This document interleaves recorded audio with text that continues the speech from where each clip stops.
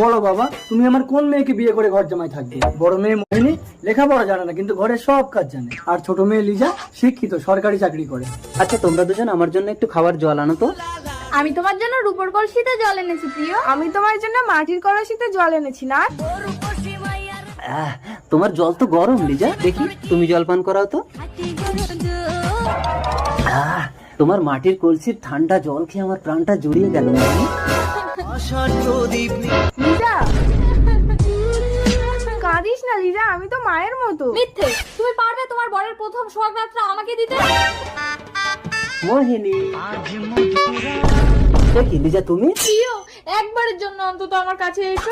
অসম্ভব। প্রিয়, মোহিনী মা, তুই এ কি করলি? তুমি লিজাকে বিয়ে করে নিও না। না, এবার তুমি আমাকে বিয়ে করো প্রিয়।